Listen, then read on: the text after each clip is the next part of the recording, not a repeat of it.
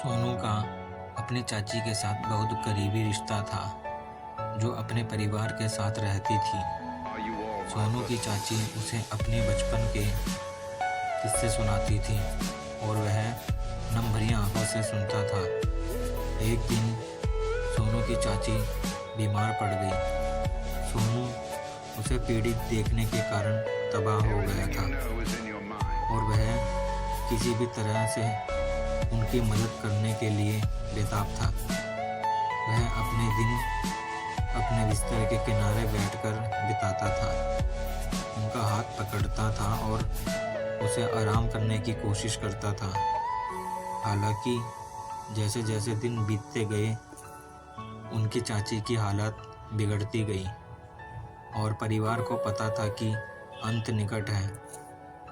अपनी चाची की मृत्यु के दिन सोनू असंगत था।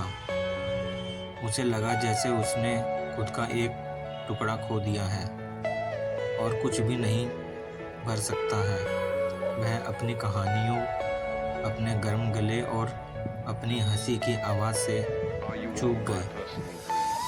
वह समझ नहीं पा रहा था कि उसे क्यों जाना पड़ा और जीवन इतना क्रूर था। दिन हफ्तों में बदल गए और सोनू ने अपनी चाची की मृत्यु के साथ आने के लिए संघर्ष किया। उन्होंने खुद को अपने परिवार और दोस्तों से पीछे हटते हुए पाया। दुख के समुद्र में खो गया था। उसके माता पिता ने उसे आराम करने की कोशिश की, लेकिन उसे लगा कि कोई भी उसके दर्द की गहराई को नहीं समझ सकता। एक शाम, जैसा कि सोनू अपने बेडरूम की खिड़की से बैठा था, उसने आकाश में एक शूटिंग स्टार लकीर देखी। उसने अपनी आंखें बंद कर ली और एक इच्छा बनाई। एक इच्छा कि वह अपनी चाची के साथ फिर से हो सके। अपने आश्चर्य के लिए उसने अपने चेहरे पर एक कोमल हवा महसूस की और जब उसने अपनी आंखें खोली तो उसने अपनी चाची को मुस्कुराते हुए देखा।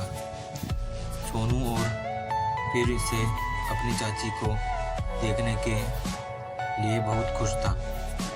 उन्होंने एक दूसरे को कसकर गले लगाया और सोनू ने उसे गर्मजोशी से महसूस किया और प्यार उसे घेर लिया।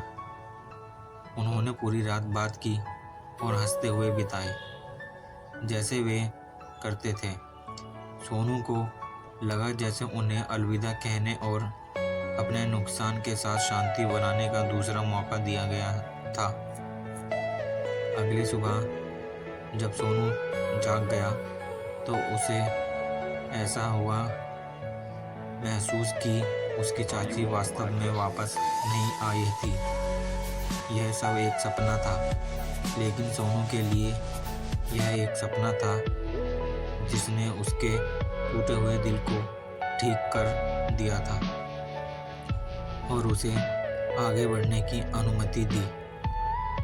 वह जानता था कि उसकी चाची हमेशा आत्मा में उसके साथ रहेगी और यह कि उसका प्यार जीवन की चुनौतियों के माध्यम से उसका मार्गदर्शन करता रहेगा।